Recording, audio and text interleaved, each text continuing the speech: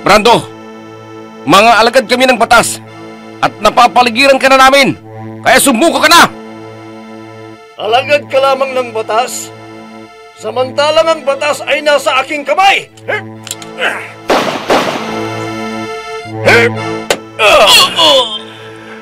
Nagkamali ka ng binangga, kaya katapusan mo na ngayon! Cardo! Anong ginagawa mo dito, Sofia?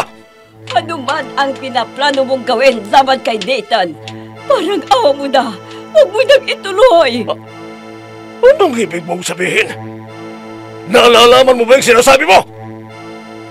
Batid mo kung anong ginawa ng lalaki ito sa aking anak. Eh, dapat sa lalaki ito ay mamatay! Cardo, wag! Plano mo pa yatang ipagtanggol ang lalaking ito na kinamumuhian mo! At ikaw, Nathan, magaling na pulis. Magdasal ka na dahil katapusan mo na! Nathan!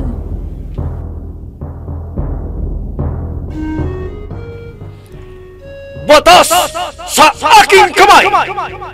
Kwento ng paghiganti na bunsod na galit at pagkamuhi nang walang sapat na dahilan sa pagkakamali ng kahapon.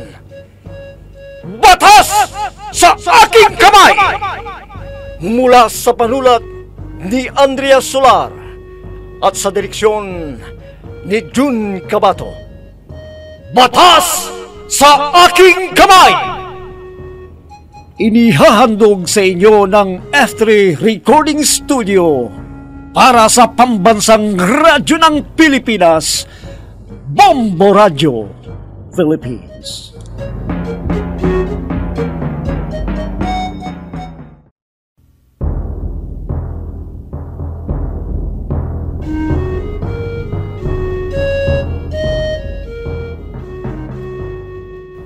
At ngayon mga kaibigan, narito ang pagpapatuloy ng ating dulang pinamagatang Batas sa aking kamay!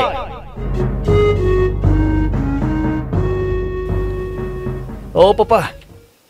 Hindi natin alam o gaano kagaling sa labanan ng nasa sinabi mong notorious criminal na yan. Anong ibig mong sabihin, Brando? Notorious criminal nga eh. Ang mga naka-enkwentro ng mga pulis mo, Papa. Pero hindi natin talaga alam kung gaano sila kagaling sa labanan. Kung pulis nga ang kaharap. Kaya, ano kaya kung salip na isabak mo sa unahan ng labanan, iyang si Nathan, ipatira mo na lang sa mga kapwa niya pulis. Aha? O hindi ba, Papa? Para kasing wala akong tiwala dun sa mga sinasabi mong notorious criminal. Pero mas may tiwala ako sa mga pulis mo dahil pinag-aralan talaga nilang bumalil ng kalaban. Kaya palitan na lang natin ang plano, Papa. Ipatira mo na lamang ang ungas ng Nathan Mendez na yan sa mga pulis mo. At babayaran ko sila. Kasama ka, Papa.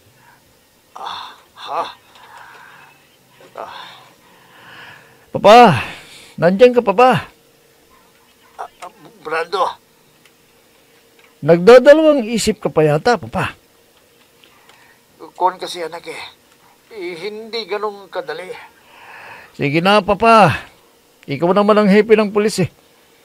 Madali na lang palabasin ang mga tinutugis niyong kriminal ang nakabaril sa Nathan na yun. Anak, ako naman ang malalagay sa alanganin yan. Bakit ka naman malalagay sa alanganin ikaw ang hepe nila, Papa? Natatakot sila sa'yo. Pwedeng hepe nga nila ako, pero hindi natin alam ang panahon at kahit kaibigan ko pa. Pwede nila akong ilaglag para sa kanilang sariling pag-interes. Okay, kung ngayon mo pa, sige. Hindi na kita pipilitin pero pabayaan mo akong kumilos sa parang gusto ko. Anong ibig mong sabihin? Kilala mo ako, Papa. Kapag sinabi ko, gagawin ko. Ang mabuti pa umuwi ka muna dito sa bahay at dito natin planuhin yung gusto mo. Sige. Pupunta ko dyan sa bahay para mapag-usapan natin ang dapat natin gawin. Sige, Papa. Bye.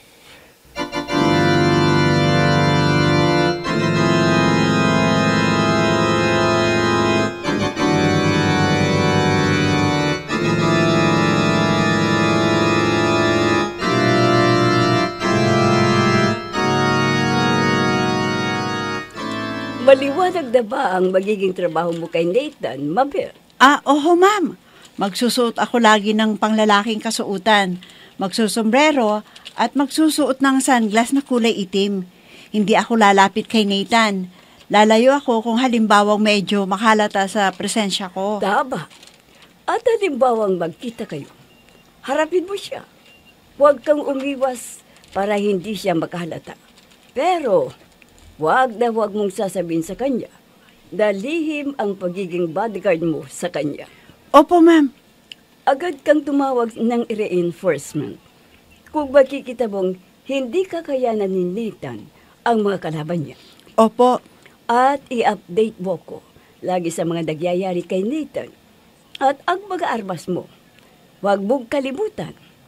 Nasa likuran mo dapat ang 2 baril.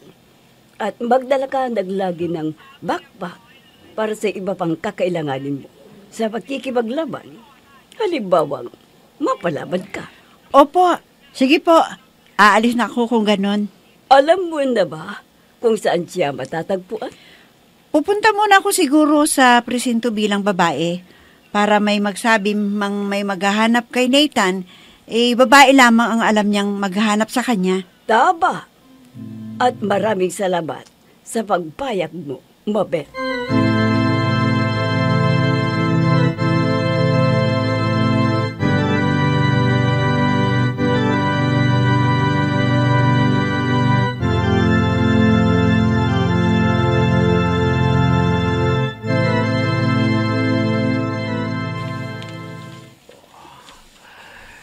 Tama.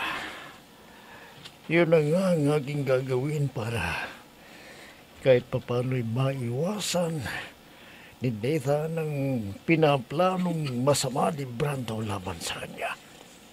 Ako lang gagawa ng paraan para malayo siya sa kapamakan. Nagriring ang cellphone ko. Si Brando na naman. Kukulitin na naman ako nito anak! Ano? Papa, nakapag-isip-isip ka na ba? Huwag kang mag-alala. Sa naisip mo ito, wala kang aalalahanin, Papa.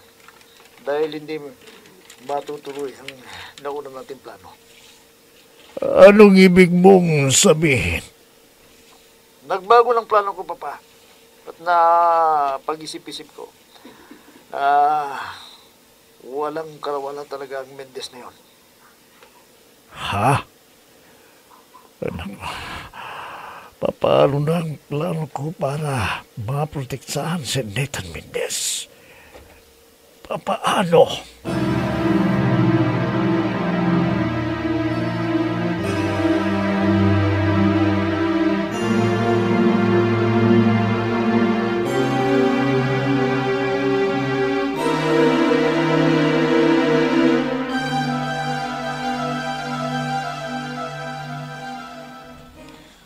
Ate Mabel, long time no see. Oh, Althea, ikaw pala. Ito naman, kung makapag long time no see, akala mo kung 1 buwan ka kami hindi nagkikita. Oh, hindi ba't 1 buwan na tayong hindi nagkikita? Babaeng ito, oo. Sobrang exaggerated. 3 araw lamang po tayong hindi nagkikita, no? Paano naman kasi? Naging madalang yata ang paglalagi mo dito sa agency. Nagta-time in ka lang. tsaka umaalis ka na kaagad. Abay, ngayon lamang kita na timingan ah. At kung hindi pa ako maagang dumating, hindi na naman kita madadatnan. Huwag kang mag-alala. Day off ko. Dito ako magtatambay para magkakwentuhan tayong matagal.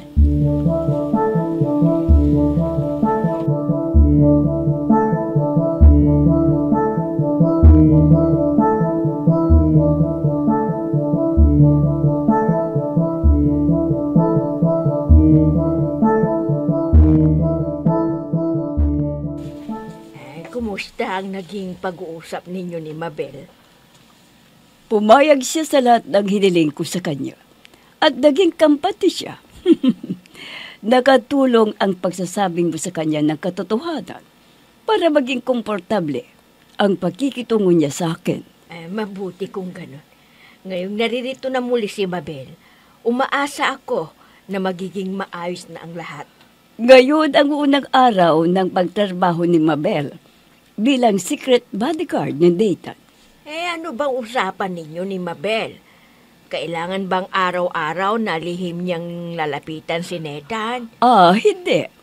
Ang sabi ko lamang sa kanya ay tuwing may operasyon lamang si Nathan. Kaya kailangang updated siya sa mga magyayari sa presinto, lalong-lalo na kung ano ang pinag-uutos ng hepe ng pulisya. Sana. Maganda ang kalalabasan ng plano mong ito, Ma'am Sofia. At bakit hindi? Bukod sa lihim na mapoprotekta ni Mabel si Nathan, ay masusubaybayan din ni Mabel ang personal na buhay ni Nathan. Maliliwanagan ang lahat ng naging katanungan niya noon. Paano kung mayroon na palang ibang nobya o nililigawan si Nathan o di ba sasaktan ulit si Mabel? Bakit? May nobyo na nga ba si Nathan? May nililigawan na ba siyang bago? Sa ngayon, wala pa akong alam. Pero malay natin. Hindi naman lahat ay sinasabi sa akin ni Nathan. Kung minsan nga, kung hindi pa ako magtatanong, hindi pa siya magsasalita tungkol sa mga babae. Sa bagay. Tama ka. Masyado gang balihib si Nathan. Ganun pa man. Sakali magtotoo ang hinala mo na may nobyo na siya o nililigawan, hindi na siguro iindahin yun ni Mabel dahil kaya lamang niya ginagawa yun dahil trabaho niya.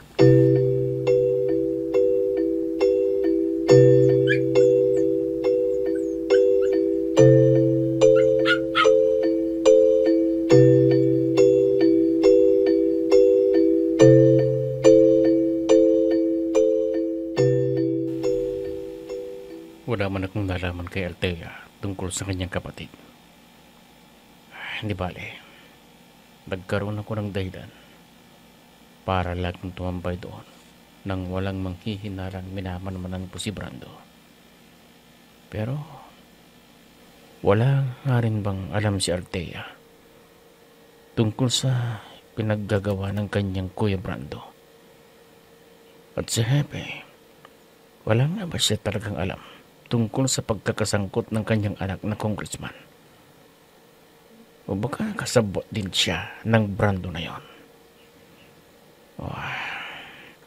Malalaman ko rin sa mga susunod na araw.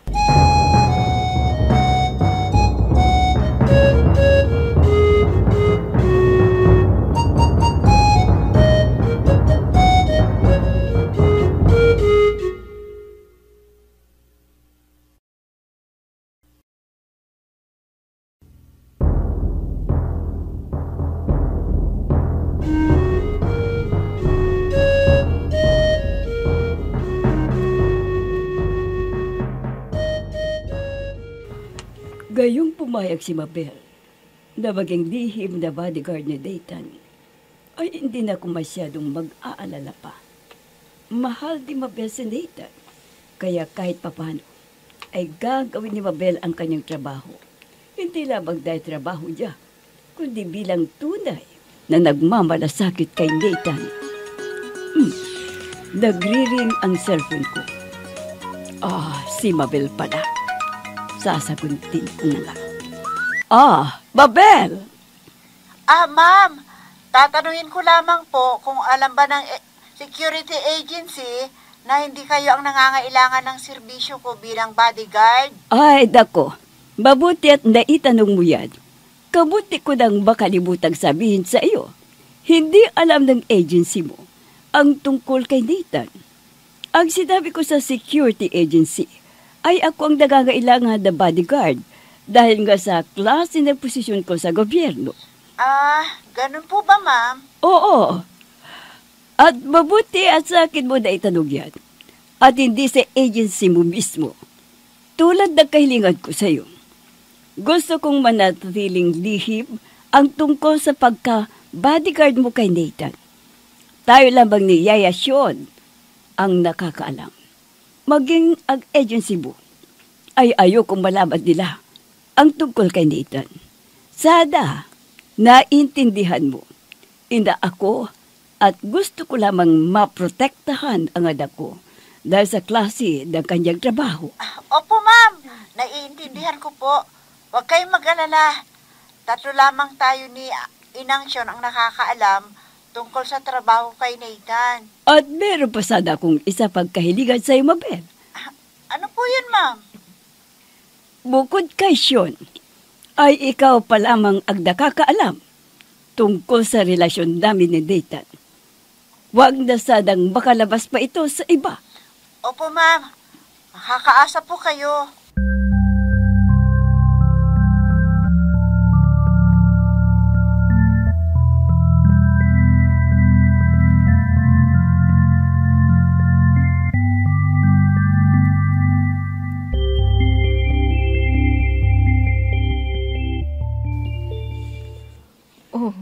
Boring na naman ako. Mabuti na yung naririto si Ate Mabel kahit papano. Paglabas ko ng opisina ko, makakausap ko na si Ate Mabel. Si Papa. Oh, Papa! Naririto pala kayo. Nag. Papasok na sana ko sa opisina duman ako rito sa security agency mo bago ako papasok sa presinto. Kamusta naman dito, Hindi ka ba nabuburing at wala kang kausap? Yun na nga ho Para tuloy gusto kong pagsisihan kung bakit pumayag pa ako na mag-bodyguard si Ate Mabel. Ano ka ba naman, anak? Hindi ganyan ang magninegosyo. Kailangan pag-aralan mo ng mabuti ang bawat desisyon mo. At kapag nakapagpasya ka na, huwag kang magdalawang isip.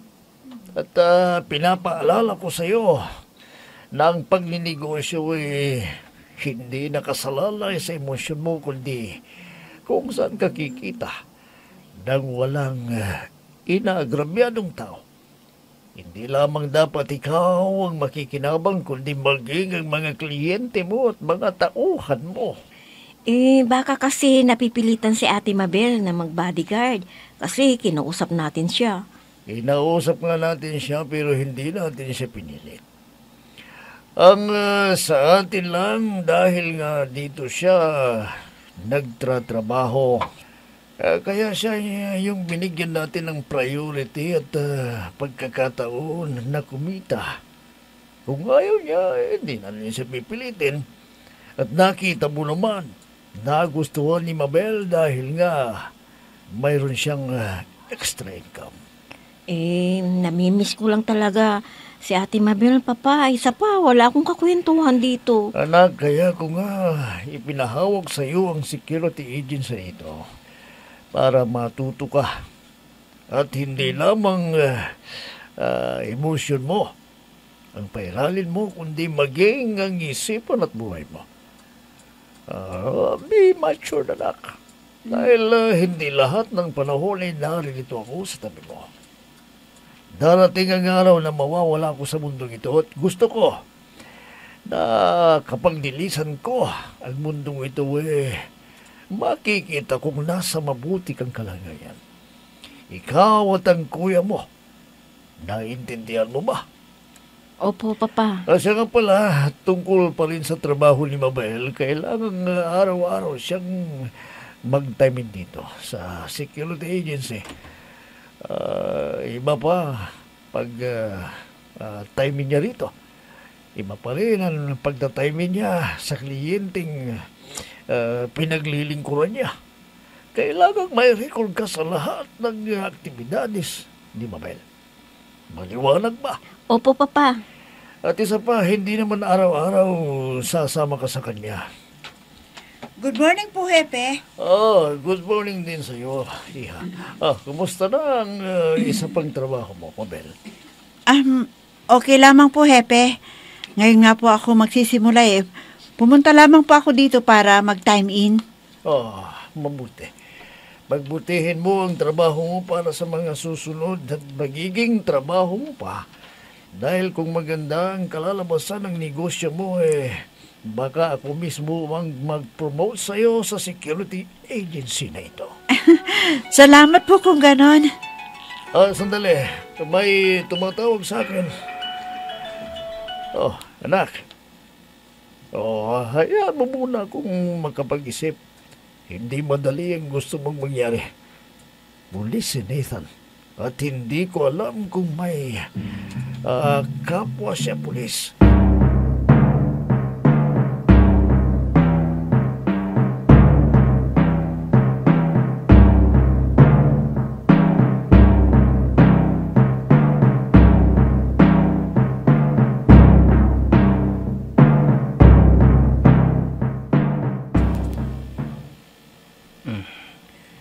Day off ko ngayon. Mabuti naman. Pero gagamitin ng day off ko na to para makapag-standby sa security agency ni Althea. Teka, kung security agency yun ni Althea, siguradong pumupunta rin doon si Hepe at si Brando. Teka. Kailangang pagplanuhan kong maigi ang bawat gagawin ko. Dahil parehong may impluensya ang mga taong pinaghihinalaan ko.